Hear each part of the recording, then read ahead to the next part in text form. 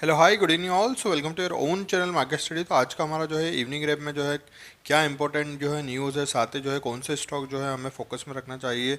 इसके अलावा जो है निफ्टी 50 और निफ्टी बैंक में जो है किस तरीके के जो है इंपॉर्टेंट लेवल है। चलिए क्विकली स्टार्ट करते हैं। लेकिन उससे पहले हम आपको बताना चाहते हैं कि हमारा जो यूट्यूब चैनल है वो किसी भी स्टॉक को खरीदने या बेचने के लिए रिकमेंडेशन नहीं करता है। अगर आप किसी भी स्टॉक के प्रति इंटरेस्टेड है तो ज़रूर आपके फाइनेंशियल एडवाइजर से कंसल्ट कीजिए। तो साथ ही अगर सबसे पहले अगर हम यहाँ पर देखें कि ग्लोबल इंडिकेट्स हमें क्या दर्शाते हैं, तो यहाँ पर आप देखोगे कि जो तीनों यूएस मार्केट के जो इंडेक्स है यहाँ पर जो है अल्टीमेटली जो है मार्केट में जो है बियर्स का जो है पलड़ा भारी है। और जो यूएस मार्केट में जो डाउ जोन्स है वो लगभग 1% के समथिंग यहाँ पर आपको वीक नज़र आते हुए दिखाई दे रहा है। इसके अलावा अगर मैं बात करूं यहाँ पर यूरोपियन मार्केट की, तो यूरोपियन मार्केट में भी लगभग जो है फ्लैट कारोबारी होते हुए नज़र आ रहा है एस्पेक्ट को टू डेक्स इंडेक्स छोड़ के, जहाँ पर ये 1% की तेज़ी दिखाई दे रही है। इसके अलावा अगर एशियन मार्केट अगर आप देखते हैं तो एशियन मार्केट में पूरा जो है कंप्लीट यहाँ पर फ्लैट कारोबारी होते हुए दिखाई दे रहा है। तो अल्टीमेटली यहाँ पर ये चीज़ें हमें क्या दर्शा रही है कि मार्केट में जो है कल भी जो है कंटिन्यूसली जो है वीकनेस आपको देखने को मिल सकती है। वहीं अगर मैं आज के मार्केट की बात करूँ जिसमें एडवांस जो है लगभग 1700 स्टॉक जो थे वो एडवांस कर रहे थे, वहीं डिक्लाइन वाले जो शेयर है वो ऑलमोस्ट 800 के समथिंग थे। तो ऑलमोस्ट जो है यहाँ पर हालांकि मार्केट में जो है बीएस का पलड़ा थोड़ा भारी दिख रहा था as compare to the bull का पलड़ा सॉरी भारी दिख रहा था as compare to the bears. So ultimately यहाँ पर निफ्टी 50 का अगर मैं यहाँ पर डेली टाइम फ्रेम की अगर बात करूँ तो यहाँ पर जो है कि ये एक पैरेलल चैनल के अंदर यहाँ पर काफ़ी समय से जो है स्टॉक ट्रेड कर रहा है और उसके साथ ही यहाँ पर एक ब्रेकआउट दिया था, बट अगेन जो है यहाँ पर एक रीटेस्ट करते हुए यहाँ पर दिखाई दे रहा है। लेकिन जिस तरीके से जो मार्केट में जो ट्रम्प जी ने जो है टैरिफ का जो हाहाकार मचा के रखा है, तो देखना इंटरेस्टिंग रहेगा कि स्टॉक इसमें जो है अभी फर्दर जो है गिरावट कहाँ तक दिखाई दे रही है। तो ये जो आपको ये जो कैंडल यहाँ पे दिख रही है, it is the kind of shooting star और जो कि एक वीकनेस दर्शा रही है। तो स्टॉक में जो है अगले लेवल आपको यहाँ पर 22,800 के जो है क्लियरली आते हुए दिखाई दे रहे हैं। सो स्टॉक में अगर अगर इस तरीके से मार्केट में अगर वीकनेस बनी रही तो आपको जल्दी जो है 22,800 के लेवल भी मार्केट में जो है बिल्कुल बनाए रखना चाहिए। इसी के साथ जो है निफ्टी बैंक की अगर मैं बात करूँ तो निफ्टी बैंक में जो है एक ब्यूटीफुल जो है एक डब्ल्यू पैटर्न यहाँ पे बन चुका है।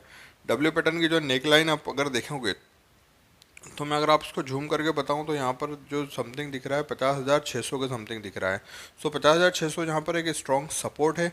अगर ये ब्रेक होता है देन स्टॉक में जो है सीधे सीधे आपको यहाँ पर जो है 4900 का जो है लेवल आपको आते हुए दिखाई दे सकता है और 49 के अलावा जो है यहाँ पर 48,500 के समथिंग जो है यहाँ पर एक अगेन जो है एक यहाँ पर सपोर्ट जो है दिखाई दे रहा है। लेकिन जिस तरीके से मार्केट में जो रूमर्स और अपडेट चल रही है, there is a high possibility कि यहाँ से जो है इंडेक्स में जो है गिरने के ज़्यादा चांसेस है। वहीं अगर सेंसेक्स की अगर हम बात करें तो सेंसेक्स में भी जो है एक लोअर लो वाले जो है फॉर्मेशन में जो है ट्रेड कर रहा है। अगेन जो है ये इसी चैनल के अंदर जो है फंसते हुए नजर आ रहा है। तो अल्टीमेटली मार्केट में जो है बियर्स का ही पलड़ा भारी है। तो चलिए आज के जो है टॉप गेनर्स की अगर मैं बात करूँ यहाँ पर, तो उसमें लीड कर रहा था इंडसइंड बैंक जो कि लगभग आज 5% के समथिंग अप था। ट्रेंड भी जो है ऑलमोस्ट यहाँ पर 4.72% के समथिंग जो है यहाँ पर अप था। बजाज ऑटो में भी जो है 1.5% की यहाँ पर अपसाइड शो हो रही थी।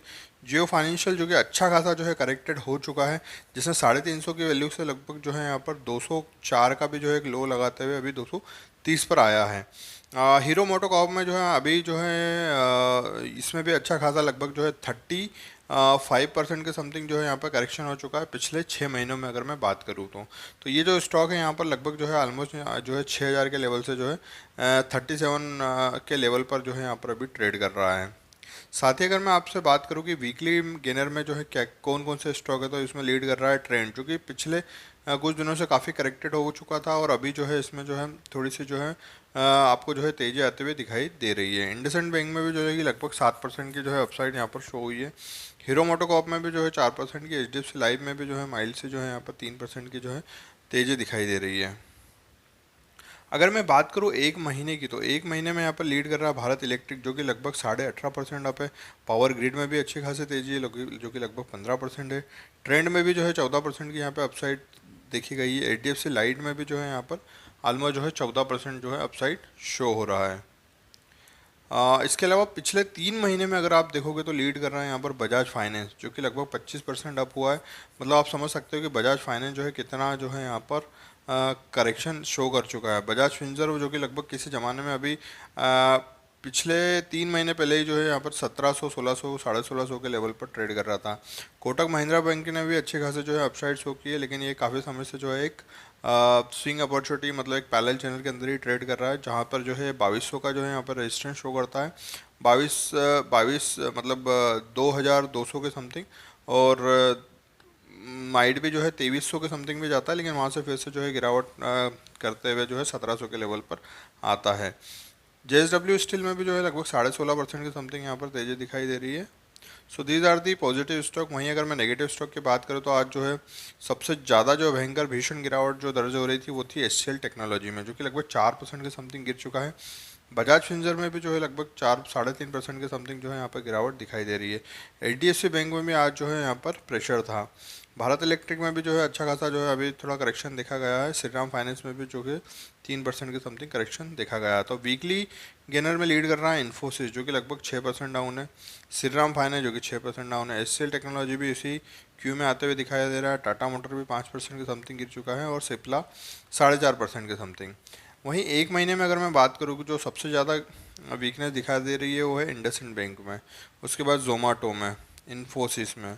साथ ही अगर 3 महीने का अगर डेटा देखें तो यहाँ पर इंडसइंड बैंक, जोमाटो, जियो फाइनेंशियल्स, ट्रेंट और HCL टेक्नोलॉजी में जो है गिरावट आपको यहाँ पे दिखाई देगी। सो अभी जो है अंडर वैल्यूड स्टॉक हमें कौन से दिखाई दे रहे हैं, तो वो है हीरो मोटोकॉर्प। हीरो मोटोकॉर्प मुझे इसलिए इंटरेस्टिंग लगता है क्योंकि ये एक अच्छी खासी जो है डिविडेंड यील्ड रखता है। साथ ही जो है यहाँ पर 6200 के लेवल से जो है इसने करेक्शन शो किया है, और अभी जो है 37 के समथिंग जो है आपको मिल रहा है। तो ऑलमोस्ट जो है ये पिछले 6 महीने में जो है यहाँ पर 35 से 40% तक जो है करेक्टेड मिल रहा है। फंडामेंटली काफ़ी स्ट्रॉन्ग कंपनी है, जिसका जो मार्केट कैपिटल है लगभग 75,000 करोड़ का है। साथ ही इसका जो रिटर्न ऑन इक्विटी है लगभग 22% की समथिंग है, जो कि हमें कोई सी भी SIP इतनी इजीली नहीं देती है। रिटर्न ऑन कैपिटल एम्प्लॉयड भी लगभग जो है 30% की समथिंग है। हालांकि प्रोमोटर होल्डिंग जो है यहाँ पर काफ़ी कम है, जो कि 35% की समथिंग है। कंपनी जो है ऑलमोस्ट जो है यहाँ पर डेब्ट फ्री कंपनी है। तो यहाँ पर जो है लगभग पिछले 6 महीने में, जैसा कि हमने कहा था कि ये लगभग 34 to 35% तक जो है करेक्टेड हो चुकी हैं।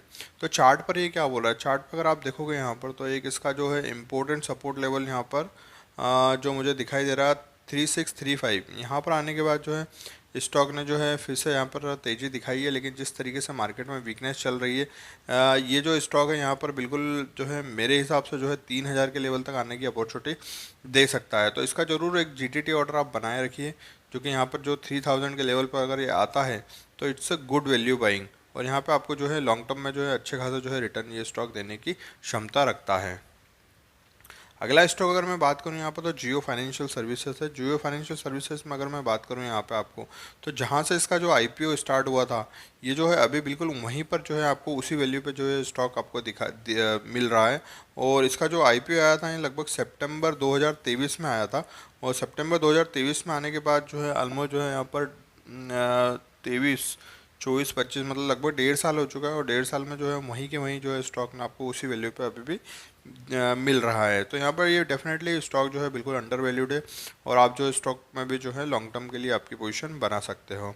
इसके अलावा अगर मैं बात करूँ यहाँ पर बजाज ऑटो की, तो बजाज ऑटो में ये मंथली टाइम फ्रेम में हमने चार्ट लिया है, और मंथली टाइम फ्रेम में अगर आप ये देखोगे तो यहाँ पर ये ट्रेंड लाइन को जो है यहाँ पर लेकर ये जो सपोर्ट लेता है।